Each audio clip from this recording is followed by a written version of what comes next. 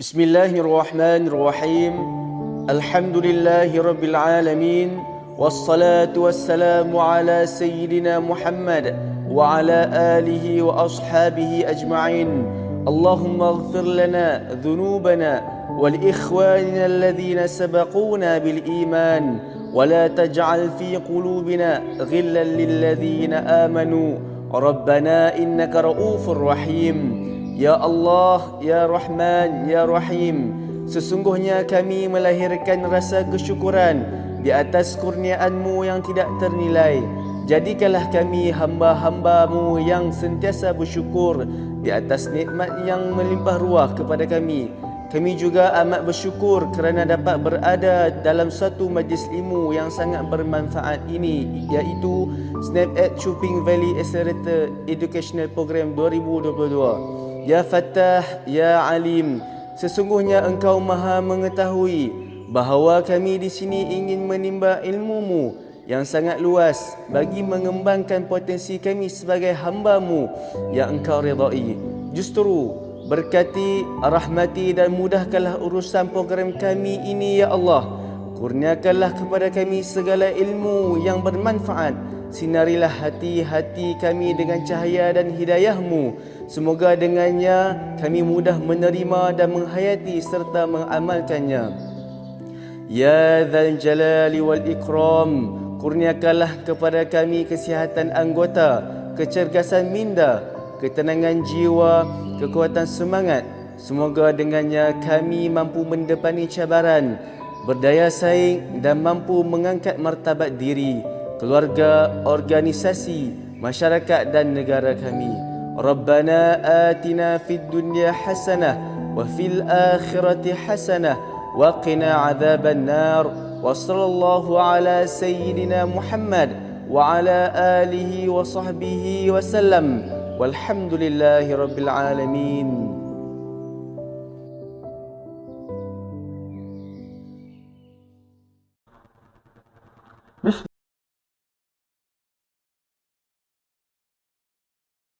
Bismillahirrahmanirrahim. Assalamualaikum warahmatullahi wabarakatuh dan salam sejahtera. Saya Muhammad Fakri bin Zamzuri, Guru Sekolah Kebangsaan Sri Indra.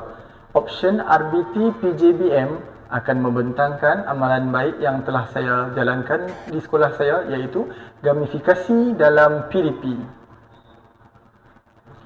Baik, apakah itu gamifikasi?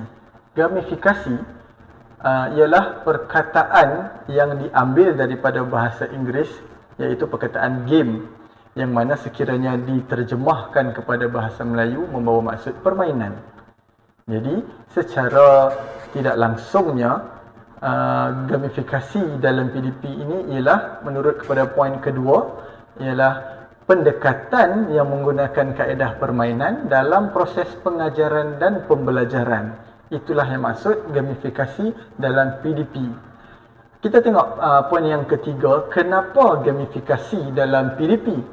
Okey, kalau kita imbas kembali pada zaman 10-20 tahun dahulu, permainan ataupun game dianggap sebagai satu aktiviti yang membuang masa, yang tidak bermanfaat dan berfaedah.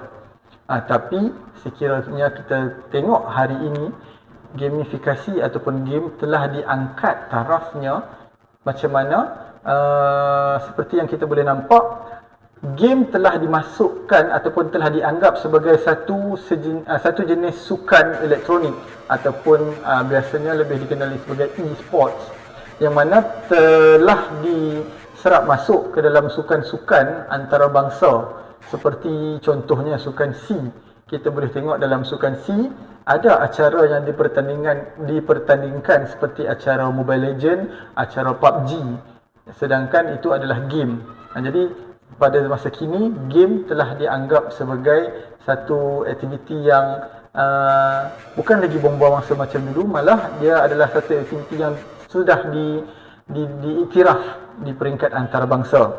Jadi kita tengok yang seterusnya, mengapa menggunakan gamifikasi dalam pendidikan? Poin yang pertama, kerana ianya menarik, interaktif dan mengasyikkan. Seperti yang sedia maklum, permainan seperti game menarik minat daripada pelbagai faktor dan pelbagai tahap umur.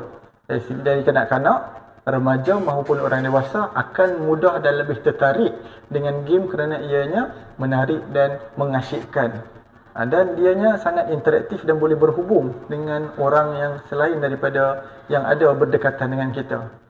Jadi, poin yang kedua, mengapa gamifikasi? Dia akan melahirkan satu persaingan yang sihat di antara murid. Seperti yang telah saya jalankan dalam kelas saya, murid akan bersaing dengan kawan-kawan yang lain untuk mendapatkan markah yang lebih. Jadi, itu maksud persaingan sihat antara murid dalam aktiviti gamifikasi dalam PDP.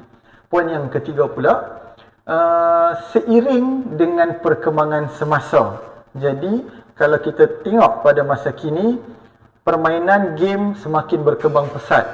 Bukan sahaja di dalam konsol game seperti PlayStation begitu, tapi sekarang game mudah diakses daripada handphone sendiri, telefon pintar sendiri, yang mana rata-rata murid sekarang seawal umur 5 tahun pun dah pandai menggunakan telefon pintar, dan dalam handphone tersebut dah ada pelbagai jenis game.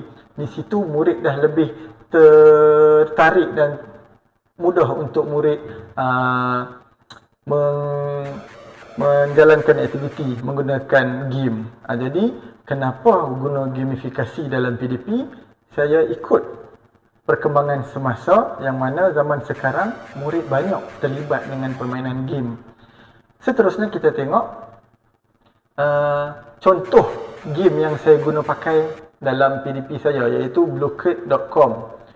Bluecurd.com, seperti yang tuan-tuan dan puan-puan boleh tengok dalam laman web dia, bluecurd.com, dia adalah satu website free, percuma, yang mana saya sebagai guru boleh hostkan, boleh menjalankan satu aktiviti permainan untuk murid-murid saya dengan menggunakan soalan-soalan yang ada dalam bluecurd.com.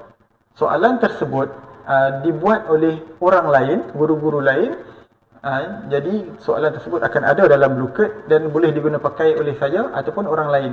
Dan saya sendiri pun boleh untuk buat soalan, bina soalan dan masukkan, simpan ke dalam bluecurd untuk diguna pakai oleh saya sendiri maupun orang lain.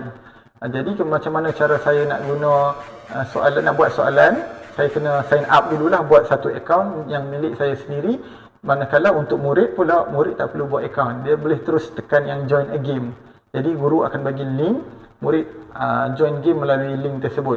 Seterusnya kita boleh tengok dalam aplikasi bluecurd ini, macam saya kata tadi, buat akaun sendiri untuk bina set soalan. Set soalannya macam yang terpapar sekarang, ada 3 set soalan yang boleh tuan-tuan dan puan-puan lihat. Jadi yang soalan yang saya dah buat sendiri. Macam mana kita nak buat soalan, ada dalam apps tu sendiri, dalam laman web tu sendiri. Kenapa saya buat soalan sendiri? Sebab kadang soalan yang ada di bluecurd itu tak sesuai untuk murid saya. Mungkin terlampau tinggi arasnya ataupun mungkin arasnya biasa saja. Jadi, saya boleh buat soalan sendiri bergantung kepada aras, kefahaman aras kemahiran murid saya.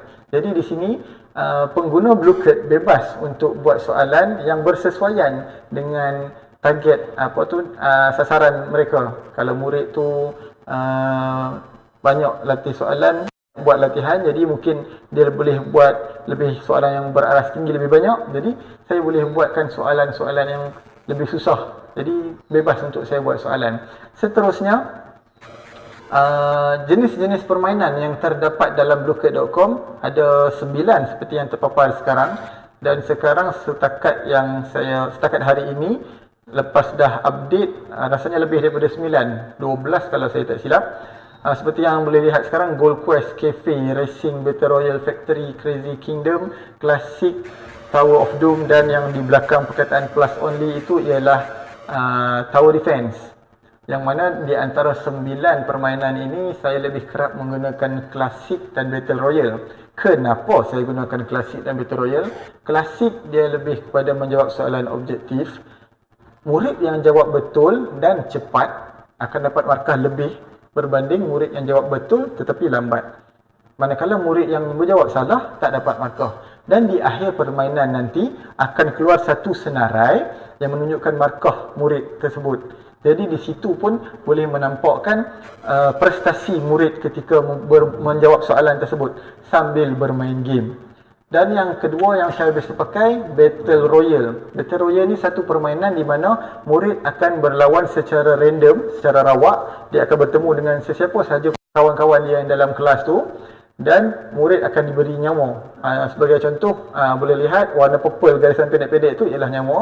Sekiranya murid tersebut kalah, akan tolak satu nyawa.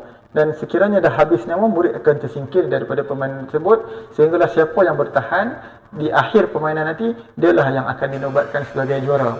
Jadi di sini akan berlaku satu situasi persaingan antara murid, yang mana murid nak merebut gelaran yang untuk berada di atas. Manakala murid yang tersingkir pula masih lagi boleh menjawab soalan. Soalan tersebut tidak akan berhenti setelah murid tersingkir. Murid masih lagi berada di dalam permainan. Cumanya markah murid tu akan berada di tahap yang mana yang dia tersingkir tadilah. Tapi murid masih lagi terlibat dengan aktiviti menjawab soalan. Baik, seterusnya. Ini adalah contoh rakaman permainan tower defense yang telah dijalankan dalam kelas.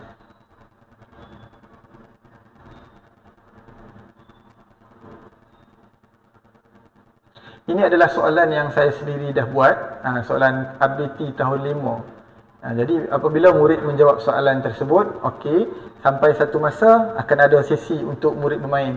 Ini tower of defense. Jadi murid akan letak mainan dia tu, ikon dia tu di tempat yang sesuai berdasarkan murid.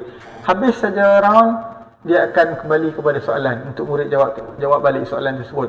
Jadi untuk murid dapatkan poin yang lebih, murid perlu berusaha untuk jawab dengan betul. Bukan main hentam saja. Sebab kalau main hentam saja, dia akan ada dia punya kekurangan. Mungkin tak dapat markah ke ataupun tak dapat sebarang poin untuk murid gunakan keistimewaan dalam game tersebut. Seterusnya ialah dia punya kesimpulan.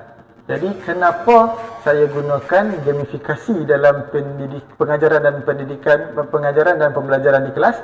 Yang pertama, ia akan menggalakkan untuk murid menjadi lebih aktif.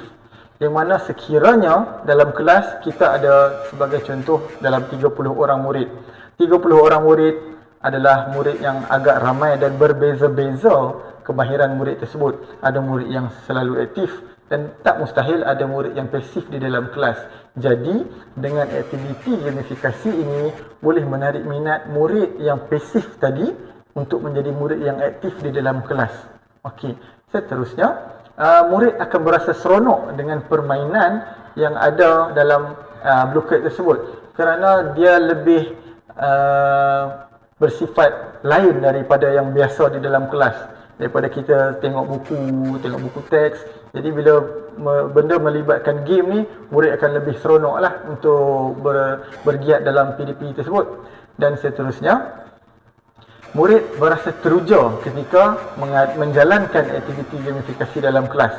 Saya boleh bagi contoh murid berasa teruja kerana setiap kali murid berjumpa dengan saya, berselisih dengan saya di sekolah, murid akan selalu minta untuk saya buat blockade dalam sesi PDP.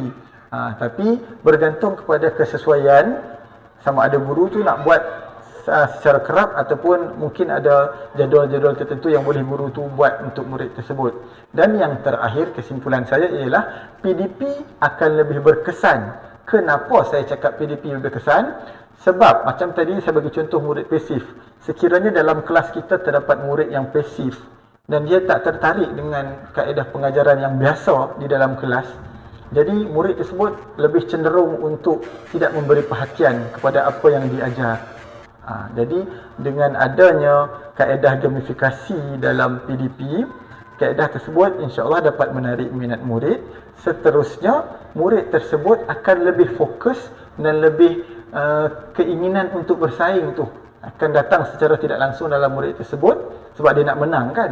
Jadi selepas itu murid tersebut akan lebih memberi perhatian dan apa yang diajarkan dalam kelas tersebut lebih dapat diserap oleh murid tersebut. Maka PDP insya-Allah akan lebih berkesan dengan kaedah gamifikasi dalam PDP. Jadi sekian sahaja daripada saya, Muhammad Fakri bin Zamzuri, untuk tajuk gamifikasi dalam PDP. Terima kasih. Assalamualaikum. Thank